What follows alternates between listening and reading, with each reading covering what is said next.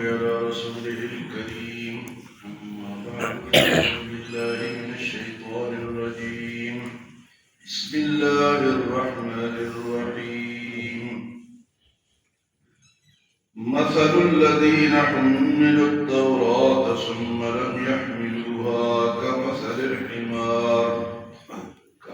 الحمار يحمل أسفارا بئس مثل القوم الذين كذبوا بآيات الله والله لا يهدي القوم الظالمين.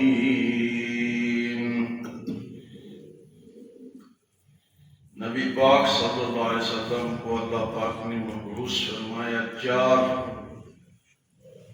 کام آپ کے ذمہ لگائے: قرآن پاک کی تلاوت کرنا اور صحابہ کرام کا تزکیہ کرنا، ان کو پاک صاف کرنا، اور کتاب کی تعلیم دینا اور حکمت بتانا. تو یہ اللہ پاک فرماتا ہے کہ یہ پیغمبر کو بھیجنا یا کسی کو قرآن سے منسلک کرنا یہ میرا فضل ہے. ذالک فضل اللہ یؤتیہ من یشاء، یہ اللہ کا فضل ہے، وہ جسے چاہے اللہ ذو الفضل العظیم، اور اللہ کا فضل تو سب سے بڑا ہے. تورات موسیٰ علیہ السلام کی قوم کو اللہ نے عطا فرمایا. قرآن کے بعد جو کتابوں میں، آسمانی کتابوں میں جو درجہ ہے وہ تورات کا ہے. اور تورات ایک ایسی کتاب ہے، جب بنی اسرائیل کو فرعون سے نجات ملی، ان کو امن ملا، سکون ملا، تو انہوں نے خود ہی مطالبہ کیا موسیٰ علیہ السلام سے کہ اب ہمیں کوئی قانون ملنا چاہیے، کتاب ملنا چاہیے تاکہ ہم اس پہ عمل کریں. تو موسیٰ علیہ السلام کو طور پر گئے اور 40 دن آپ نے وہاں اعتکاف کیا. اس کے بعد تورات ملی، وہ آپ لے کر آئے. تو اللہ پاک نے فرمایا خذوا ما آتیناکم بقوۃ واذکروا ما فیہ، اے قوم اب اس کو مضبوطی سے پکڑو اور جو کچھ اس میں ہے اس پہ عمل کرو. لیکن اس قوم نے تورات کی قدر نہیں کی، نہ اس کو پڑھا، نہ اس پہ عمل کیا، نہ اس کی حفاظت کی، نہ اس پر چلے.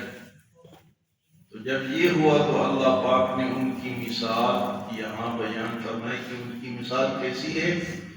مثل الذین حملوا التوراۃ ثم لم یحملوها، وہ لوگ جن کو تورات جن کو دی گئی، تورات کا بوجھ ان پہ ڈالا گیا، ثم لم یحملوها، پھر انہوں نے اس کو نہیں اٹھایا. تو ان کی مثال فرمائے کمثل الحمار یحمل اسفارا، ان کی مثال گدھے جیسی ہے جس کے اوپر کتابوں کو لادا جائے. ان کی مثال گدھے جیسی ہے جس کے اوپر کتابوں کو رکھ دیا جائے. تو جس طرح گدھے کو کتابوں کا نہیں پتا، وہ تو اس کو ایک بوجھ سمجھتا ہے کہ میرے اوپر کوئی بوجھ ہے، کیونکہ اس نے تو نہ پڑھنا ہے نہ اس کی سمجھ ہے. تو اگر اہل تورات یہودی جو ہیں موسیٰ علیہ السلام کی قوم کو فرمایا اگر تمہیں اتنے محنت کے بعد یہ کتاب ملی اور تم نے اس پہ عمل نہیں کیا، تو اس کی مثال اس گدھے جیسی ہے جس کے اوپر کتابوں کو لادا جائے. تو یہاں پر اللہ پاک نے مثال کس سے دی کہ گدھے سے دی. گدھا ایک ایسا جانور ہے کہ جو بے وقوف بھی مشہور ہے. کہتے ہیں فلاں آدمی تو گدھے کی طرح ہے، تو وہ بھی اسی طرح ہے.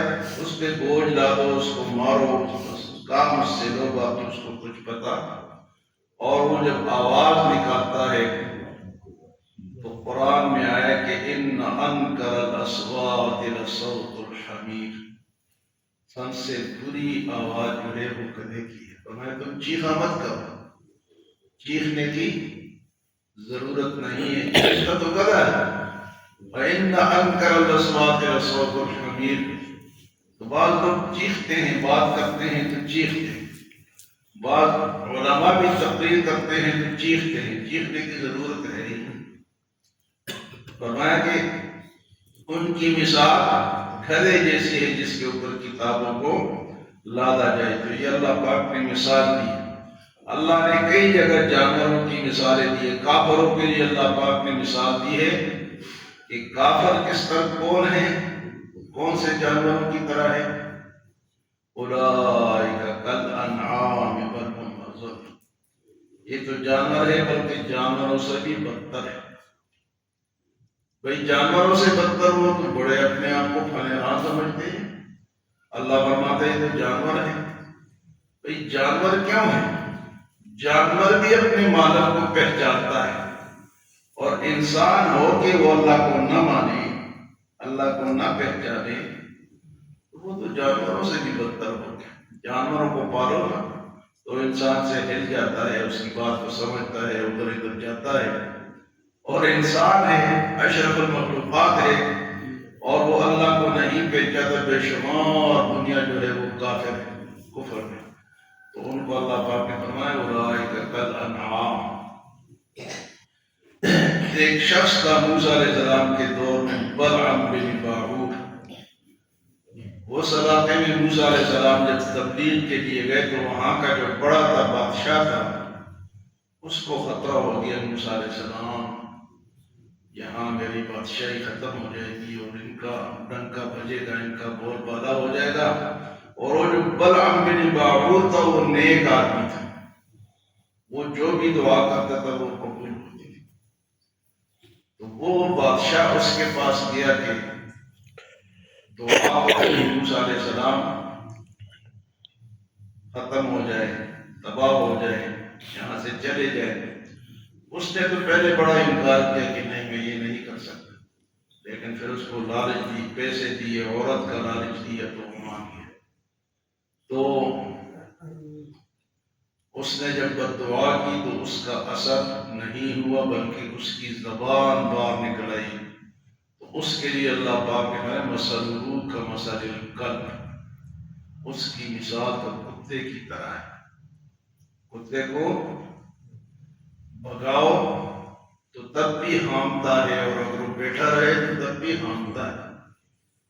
تو اس شخص کو جس نے پیغمبر کے خلاف بد دعا کی، اللہ نے اس کے مثال جو ہے کتے کے ساتھ دی، مثلہ کمثل الکلب۔ تو وہ تو ناکام ہوا۔ اور یہاں یہودیوں کو، تورات والوں کو اللہ پاک نے کتاب دی، فرمائے کہ اس کو اٹھاؤ، اس پہ عمل کرو، اس کو پڑھو، اس کو پڑھاؤ، اس کو نافذ کرو۔ تو جب انہوں نے نہیں کیا تو اللہ نے یہاں ان کی مثال بیان فرمائی ہے، اور یہ مثال ان کی تھی لیکن ہماری بھی ہے۔ یہ مثال ہمارے لیے، اگر ہم قرآن کو نہیں اٹھائیں گے، نہیں پڑھیں گے، اس پہ عمل نہیں کریں گے، اس کو نافذ نہیں کریں گے تو ہمارے بھی وہی، ہم بھی ویسے ہی۔ آج کل ویسے بھی ہم اسی طرح ہے، نہ کوئی قرآن کو پڑھتا ہے، نہ اس کو پڑھتا ہے، پڑھاتا ہے، نہ اس پہ عمل کرتا ہے، نہ حکومتی لیول پر کبھی قرآن کو نافذ کرنے کی کوشش کی۔ ہم بڑے تو چھوڑو نا، ہم جو چھوٹے ہیں، جو عوام ہیں، یہ ہماری بھی ذمہ داری ہے کہ ہم قرآن کو نافذ کروائیں۔ وہ کس طرح کہ ایسے لوگوں کو لائیں جو حکومت کرے، جن کو قرآن کی سمجھ، تو قرآن نافذ ہوگا۔ جو قرآن کو پڑھیں گے اور فیصلے کریں گے، ایسے لوگ موجود ہیں یا نہیں موجود؟ لیکن ہم نے کبھی سوچے ہمیں بھی قرآن ملا، تورات سے بڑھ کے ہے، قرآن جیسی کتاب تو ہے ہی نہیں۔ تورات کی حفاظت کی ذمہ داری اللہ نے نہیں لی، لیکن قرآن کی حفاظت کی ذمہ داری اللہ نے لی ہے کہ اس کو میں نے نازل کیا اور میں ہی اس کی حفاظت کروں گا۔ اِنَّا نَحْنُ نَزَّلْنَا الذِّكْرَ وَإِنَّا لَهُ لَحَافِظُونَ۔ کوئی کرے یا نہ کرے، اللہ اس کی حفاظت کرتا ہے، اس میں کوئی بھی تبدیلی گڑبڑ نہیں کر سکتا۔ لیکن آج ہماری مثال بھی وہ یہودیوں کی طرح ہے کہ ہمیں قرآن تاخچوں میں رکھا ہوا ہے، الماریوں میں رکھا ہوا ہے، اور نیچے ہم چل رہے ہیں، اوپر پتہ نہیں ہے کہ قرآن میں کیا لکھا ہے۔ یہ تو احکامات کی کتاب ہے، یہ تو مرنے والوں پر پڑھنے کی کتاب نہیں ہے کہ مر گیا دعا جی مولوی صاحب قرآن پڑھ، یہ تو نہیں ہے۔ قرآن اس لیے آیا کہ یہ آپ کے حکمرانوں کے ٹیبل پر ہو، وہاں سے اس کو پڑھیں، وہاں سے اس کے فیصلوں کو نافذ کریں۔ یہ تو احکامات کی کتاب ہے۔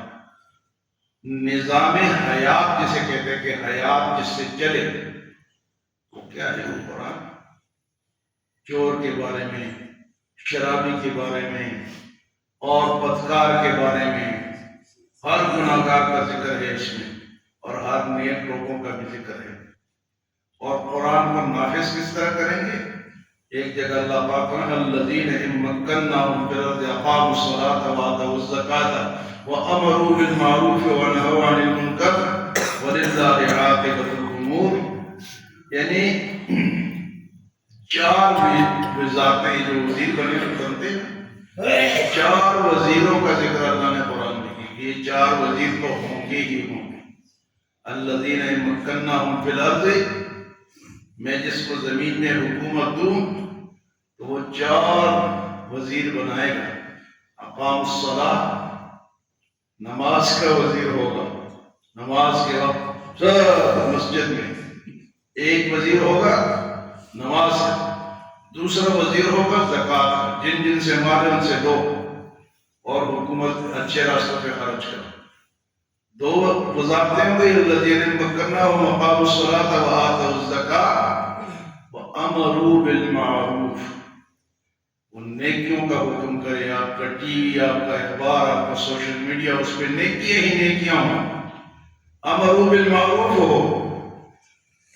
اور چوتھی وزارت ہے ونہوا عن المنکر، کوئی جرسی کبابی کو نہ چھوڑے، اس کو پکڑے۔ نہوا عن المنکر ہے، کسی ملک میں آپ نے سنا کہ اس طرح چار وزارتیں ہیں؟ نہیں، یہ تو قرآن کی وزارتیں ہیں نا، تو قرآن اس لیے آیا۔